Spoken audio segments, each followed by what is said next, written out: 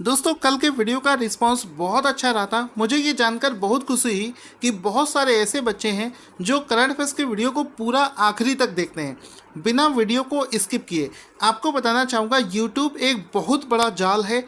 यहाँ पर आपकी रेगुलर बेसिस पर स्टडी तो होती है, लेकिन इस जाल से बचना भी बहुत ज़रूरी है, क्योंकि इसी वीडियो के नीचे आपको बहुत सारे अश्लील वीडियो, गाने की वीडियो, मूवीज़ के वीडियो, जोक्स के वीडियो, वो भी आपको ऑप्शंस में दिख रहे होंगे।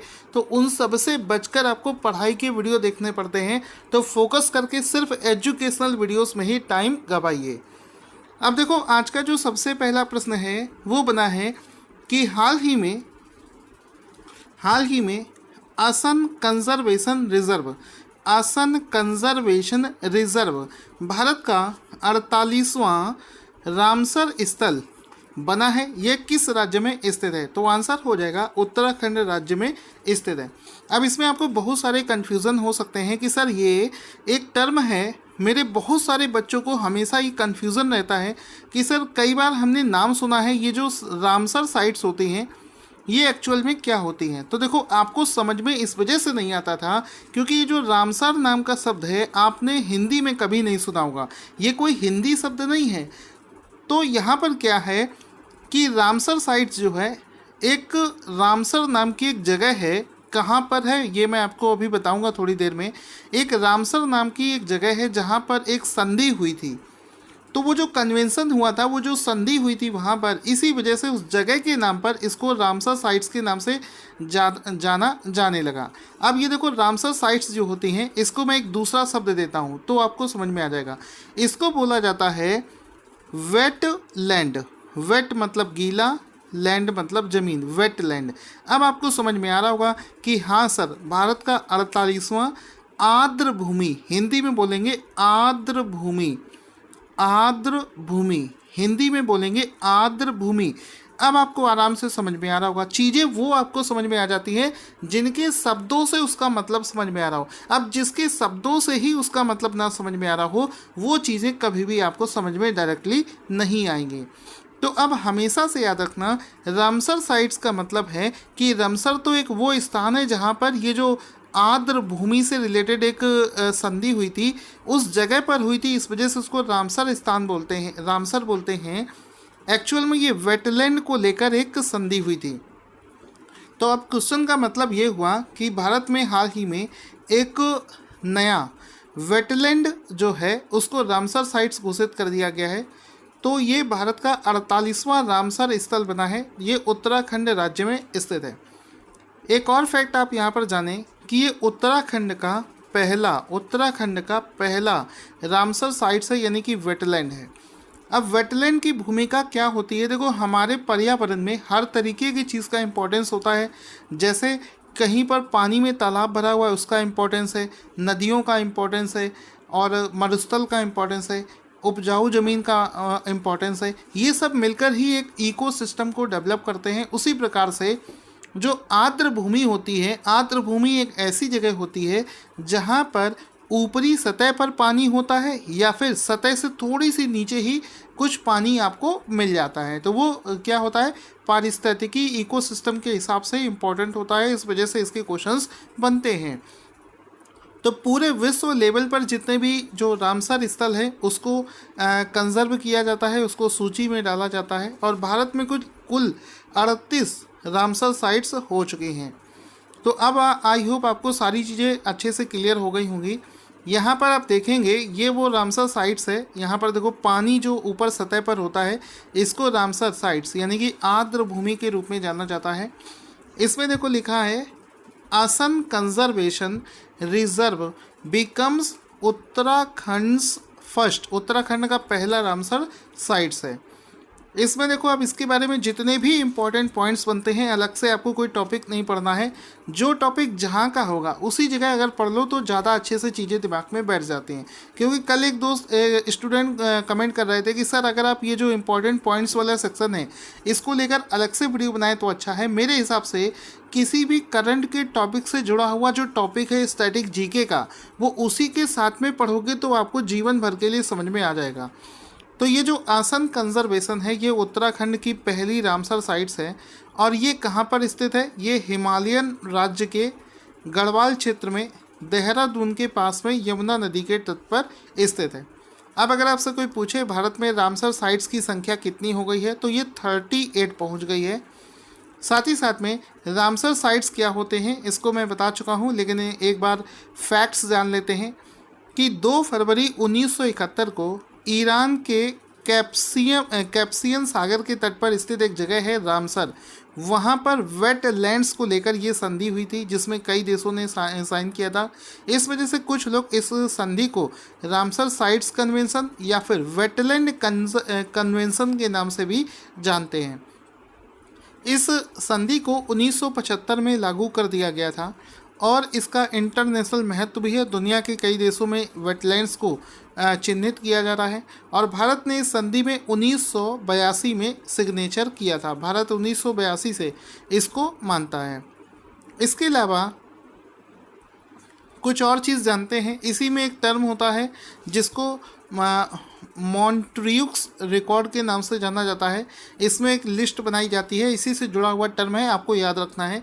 साथ ही साथ में चूँकि 2 फरवरी को वो कन्वेंशन हुआ था, इस वजह से हर साल 2 फरवरी को ही वर्ल्ड वेटलैंड्स डे के रूप में भी मनाया जाता है। ठीक है, इसको आप लोग याद रखना कि हर साल 2 फरवरी को ही वर्ल्ड वेटलैंड्स डे के रूप में भी मनाया जाता है। दोस्तों, आप ये जानकर हैरान हो जाएंगे, इस समय जो जीके का लेवल पहुंच चुका है, इसमें से वाइल्ड लाइफ सेंचुरी पूछे जा रहे हैं, नेशनल पार्क इस समय कम पूछे जा रहे हैं। वाइल्ड लाइफ सेंचुरी आपको याद होने चाहिए। साथ ही साथ में किसी राज्य में कितने वेटलैंड्स हैं ये भी आपको पता होना चाहिए। तो इसमें आप देख सकते हो पूरे इंडिया में इस समय 38 वेटलैंड्स हो चुके हैं और उन सभी को अपडेट करते हुए, अगर आप मेरे करंट अफेयर्स को रेगुलर फॉलो करते हो तो आपको पता होगा इसी 2020 में जनवरी या फरवरी के आसपास में भारत में 10 नए वेटलैंड्स को खोजा गया था, जिसके बाद में टोटल वेटलैंड्स की संख्या 37 हो गई थी और अभी एक मिलाकर 38 हो गई है। तो ये पूरे किस राज्य में कितने वेटलैंड्स हैं एग्ज़ाम में बहुत बार पूछा जाता है, और ख़ास करके जब आप किसी राज्य का एग्ज़ाम दे रहे होते हैं स्टेट वाला, तो उसमें तो डेफिनेटली आपसे पूछा जाना है। तो मैं आपको पूरी एक लिस्ट दे रहा हूँ, अपडेटेड लिस्ट है, जिसमें कि किस राज्य में कितने वेटलैंड्स हैं इसकी पूरी लिस्ट यहाँ पर दे रखी है। तो आप जिस भी राज्य से बिलोंग करते हैं या फिर सेंट्रल लेवल के एग्ज़ाम दे रहे हैं, तो इसको आप लोग डाउनलोड करके पढ़ना ना भूलना। इसके लिए वीडियो के डिस्क्रिप्शन में एक लिंक है, वहाँ से जाकर मेरी वेबसाइट पर डेली बेसिस पर फ्री में अपडेट किया जाता है। आप लोग कहते हो कि सर ख़रीदना नहीं है, तो जाकर इसको फ्री में भी पढ़ सकते हो। वेबसाइट पर सब कुछ दे रखा है, www.targetstudiiq.com पर जाओगे तो वहाँ पर आपको ये मिल जाएगा। इसके बाद में एक और क्वेश्चन है जिसको हम लोग डिस्कस करेंगे। क्वेश्चन है कि खबरों में चल रही एक नदी है जिसका नाम है रूसी कुलिया नदी। तो ये जो रूसी कुलिया नदी है ये किस राज्य में स्थित है? आंसर हो जाएगा कि ये उड़ीसा राज्य में स्थित है। ऑप्शन नंबर ए इसका राइट आंसर हो जाएगा। रूसी कुलिया नदी जो है उड़ीसा राज्य में स्थित है। अच्छा, ये इस समय खबरों में क्यों चल रही है? खबरों में इस वजह से चल रही है, आप देख सकते हो उड़ीसा में बाढ़ का पानी बहुत ज़्यादा जब भर गया था तो वहाँ के 1000 से ज़्यादा लोग एक जगह इकट्ठे हो गए और उन्होंने क्या किया कि इस नदी के पास में इसके जो माउथ में इस तरीके से गलियारा बनाना शुरू कर दिया, सो दैट जो बाढ़ का पानी है वो नदी में वापस बहकर चला जाए। तो इसमें देखो लिखा है विलेजर्स डिग, डिग मतलब खोदना, रिवर माउथ, रिवर का जो माउथ होता है उसको डिग कर दिया, खोद दिया, टू रिलीज फ्लड वाटर, जो फ्लड का वाटर होता है उसको उसमें रिलीज कर दिया। तो इस वजह से ये नदी इस समय चर्चा में चली थी।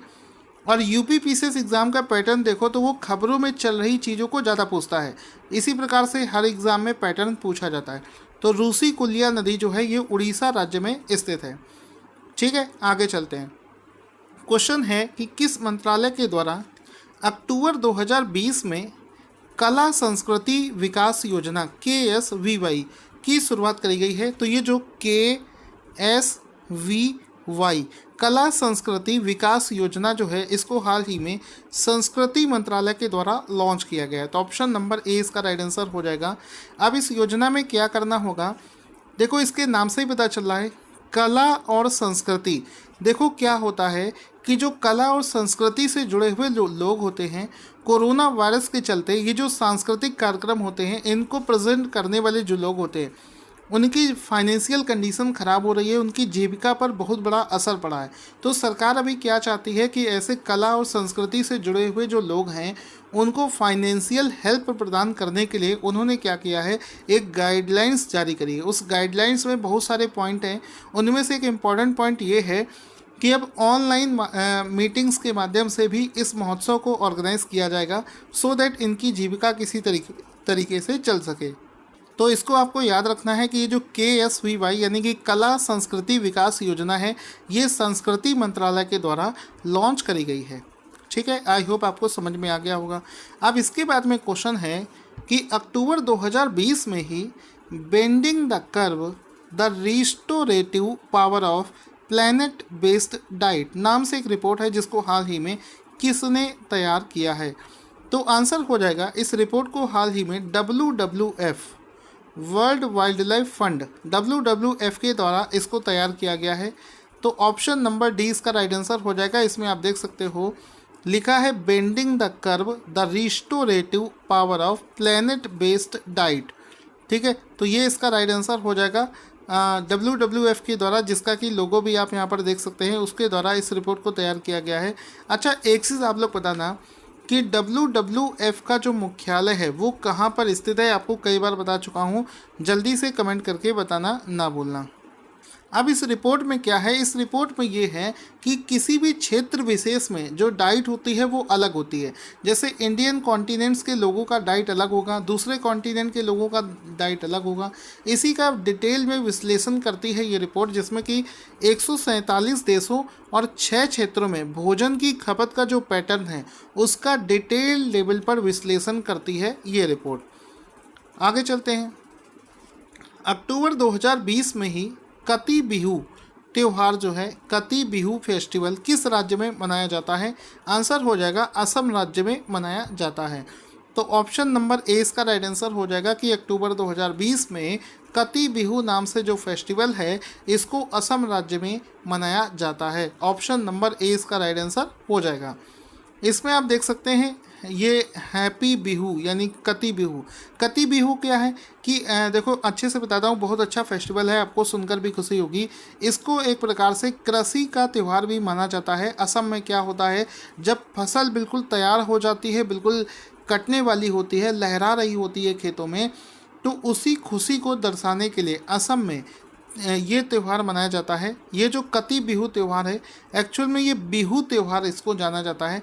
बिहू त्यौहार में 3 प्रकार के त्यौहार होते हैं, तीनों ही कृषि त्यौहार होते हैं। उनमें से एक है कती बिहू।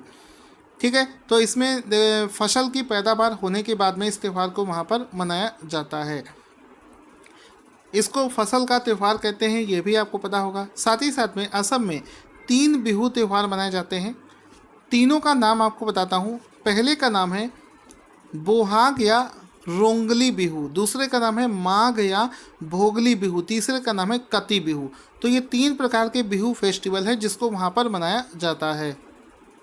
दोस्तों अगला क्वेश्चन भी बना है रिपोर्ट के ऊपर। इसमें क्या है कि जो भी हम भोजन करते हैं, जैसे कि हमारे प्लेट में क्या होता है, एक दाल होती है, एक सब्जी होती है, राइस होता है, रोटी होता है, हम लोग तो यही खाना खाते हो। तो एक ऑर्गेनाइजेशन है जिसने वही रिपोर्ट तैयार किया है कि किसी भी देश में जो नॉर्मल पीपल होते हैं उनकी प्लेट जो होती है, एक प्लेट खाने के लिए वो अपनी सैलरी का कितना प्रतिशत खर्च करते हैं, अपनी डेली अर्निंग का कितना प्रतिशत वो खर्च करते हैं, इसको लेकर एक रिपोर्ट बनाई गई है।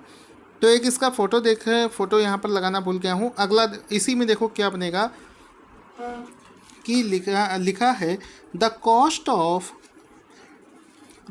Of a plate of food. समझ रहे हैं आप, प्लेट ऑफ फूड 2020 रिपोर्ट हाल ही में किसके द्वारा जारी करी गई है? तो यूनाइटेड नेशन की एक ऑर्गेनाइजेशन है जिसको UNWFP के नाम से जानते हैं, इसका फुल फॉर्म अभी बताऊंगा। इसके द्वारा ही plate of food the cost of यानी कि लागत, जो खाना हम खाते हैं, हमारी जो प्लेट है उसमें एक दिन की कमाई का कितना प्रतिशत ऑन एन एवरेज लगता है। The cost of the plate of food 2020 report UNWEP के द्वारा जारी करी गई है। ठीक है दोस्तों, मैंने यहाँ पर फ़ोटो लगाया, वही मैं कह रहा था कि मैंने इसमें फ़ोटो लगाया था। तो पहले एक और क्वेश्चन कर लेते हैं उसी से जुड़ा हुआ।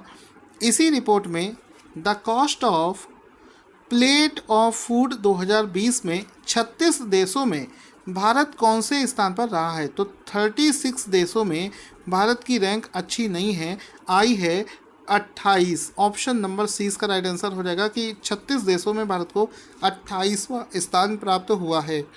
कौन सा स्थान प्राप्त हुआ है? 36 देशों में 28वां स्थान प्राप्त हुआ है। तो पहले तो आप देख सकते हो हमारे नॉर्मल घरों में क्या होता है, राइस होता है, दही हो सकता है, दाल होती है, सब्जी होती है, यही सब चीज़ें होती हैं। तो लिखा है कि इंडिया स्पेंड करता है अपने डेली इनकम का कितना? 3.5%। इसको भी याद रखना, किसी किसी एग्ज़ाम में ये फैक्ट पूछा जा सकता है कि हमारी जो डेली का जो खाना होता है हमारा, उस पर इंडिया 3.5% स्पेंड करता है डेली बेसिस पर for a plate of food ranked 28। Bharat की इसमें रैंक आई है 28। South Sudan tops, south Sudan ने इसमें टॉप किया है।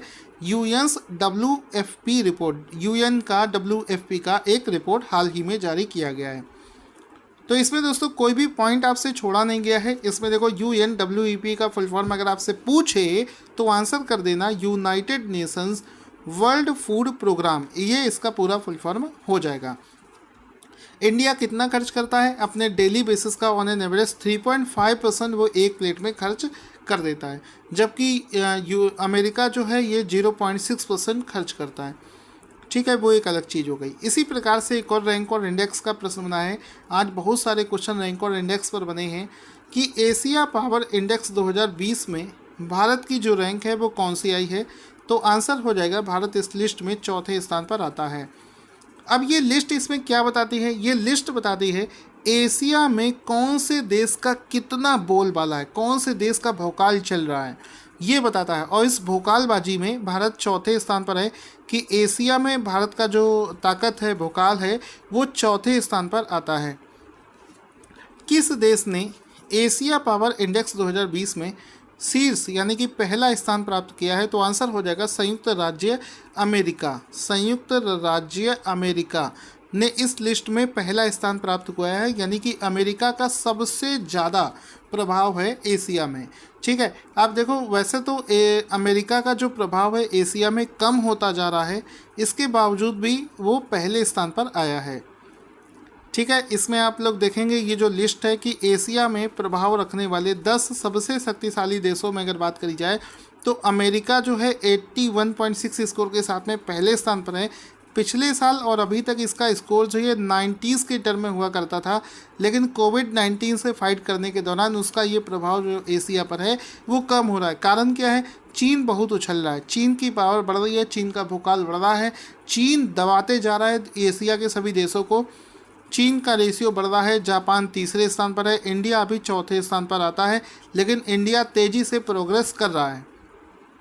बाकी सभी देशों का आप नाम देख सकते हो, खास आपको 1, 2, 3 और 4 याद रखनी है जो कि आपसे पूछे जा सकते हैं। अच्छा, अक्टूबर 2020 में एक घटना हुई है कि पहली बार भारत में किस घरेलू मसाले को भारत में उगाया जाएगा? तो आपको ये जानकर हैरानी होगी कि कितने वर्षों से हमारे मसालों में हींग का इस्तेमाल हो रहा है। मैंने भी जब इसको सुना तो मैं भी शॉक्ड हो गया कि हींग भारत में नहीं उगाई जाती। हम लोग हींग का 100% यानी कि पूरी की पूरी हींग हम लोग दूसरे देशों से खरीदते हैं, मंगाई जाती है, आयात करते हैं। हींग हमारे देश में पैदा नहीं की जाती है, लेकिन चूंकि आत्मनिर्भर भारत अभियान चल रहा है, इसके तहत दूसरे देशों पर जो हमारी डिपेंडेंसी है उसको कम करने के लिए अब हींग को भी भारत में उगाया जाएगा। तो इसके लिए पहली बार ऐसा होगा कि हींग को भारत में उगाया जाएगा। अगर आप इस खबर को देखें तो इसमें देखो हींग जो होती है ये एक्चुअल में ऐसे मोटे मोटे फॉर्म में होती है। इसको पीस कर पाउडर बनाकर हम लोग इस्तेमाल करते हैं दाल के छौंकने में, हाजमोला बनाने में, साथ ही साथ में पेट दर्द से कई पाउडर होते हैं पेट दर्द सही करने के लिए, उसको बनाने में, सब्जियों को छौंकने में, रायता छौंकने में, तो इन सभी चीज़ों के लिए किया जाता है। अब इसको देखो हिमालयन डिस्ट्रिक्ट में इसको बनाया जाएगा, ठंडे इन्वायरमेंट में इसको उगाया जाएगा। लिखा है हींग will now be cultivated in India for the first time. पहली बार, शॉकिंग न्यूज़ है और एग्ज़ाम के लिए भी इम्पोर्टेंट है। तो यहाँ पर इसको हम लोग समझते हैं। एक प्रश्न आपसे ये पूछा जा सकता है कि बताइए अच्छा भारत में इसको कहाँ पर उगाया जाएगा, तो इसको हिमाचल प्रदेश में उगाया जाएगा। अगर हिमाचल का एग्ज़ाम दे रहे हो तो वो हिमाचल में कहाँ, ये भी पूछ सकता है। तो आंसर हो जाएगा हिमाचल प्रदेश के लाहौल और स्पीति नाम की जगह है, वहाँ पर इसको उगाया जाएगा। अच्छा, इससे पहले हम लोग हींग कौन से देश से खरीदते थे? हम अपनी खपत का 90% जो हींग है वो हम लोग अफ़गानिस्तान से लेते हैं। बचे हुए में ईरान और उज़्बेकिस्तान जैसे देशों से हम हींग इंपोर्ट करते हैं। साथ ही साथ में पूरी दुनिया में जो हींग उगाया जाता है उसका 50%, आप ये भी जानकर शॉक्ड हो जाओगे, उसका जो 50% है वो इंडिया में ही कंज्यूम कर लिया जाता है। तो बहुत बड़ी क्वांटिटी है जो कि इंडिया हींग की कंज्यूम करती है। चलिए, अब जितने भी क्वेश्चंस हमने आज किए हैं उसको एक नज़र में रिवाइज कर लेते हैं कि 48वां जो रामसर साइट्स है वो उत्तराखंड में हाल ही में बनाया गया है। नेक्स्ट क्वेश्चन बनेगा, नेक्स्ट करंट अफेयर्स का क्वेश्चन क्या बना है? नेक्स्ट क्वेश्चन बनेगा कि ये जो रूसी कुलिया नाम की नदी है ये उड़ीसा राज्य में स्थित है। नेक्स्ट क्वेश्चन बनेगा कला संस्कृति विकास योजना को संस्कृति मंत्रालय ने शुरू किया है। नेक्स्ट क्वेश्चन बनेगा, क्वेश्चन है बेंडिंग द कर्व नाम से ये जो रिपोर्ट है इसको WWF ने रिलीज़ किया था। नेक्स्ट करंट अफेयर्स बनेगा कली बिहू फेस्टिवल भारत के असम राज्य में मनाया जाता है। नेक्स्ट करंट अफेयर्स है कि the cost of the plate of the food, इसको हाल ही में UNWFP ने लॉन्च किया था। नेक्स्ट करंट अफेयर्स है the cost of the plate of the food में भारत की रैंक है 28। नेक्स्ट करंट अफेयर्स बनेगा एशिया पावर इंडेक्स 2020 में भारत की रैंक है 4। नेक्स्ट क्वेश्चन बनेगा एशिया पावर इंडेक्स में पहले स्थान पर कौन सा देश है? अमेरिका। इसके बाद में नेक्स्ट क्वेश्चन बनेगा भारत ने किस घरेलू मसाले को उगाया है? तो ये हींग को भारत में अब उगाया जाएगा। दोस्तों, वीडियो देखकर अगर आपका दिल खुश हो गया हो तो कोई बढ़िया सा कमेंट कर दो कि मेरा दिल भी खुश हो जाए। और आज का क्वेश्चन जिसका आंसर आपको देना है कि आयुष्मान सहकार योजना को अक्टूबर 2020 में किसके द्वारा लॉन्च किया गया है? तो आंसर अपना कमेंट बॉक्स में लिखना ना भूलें। Thank you for watching this awesome video.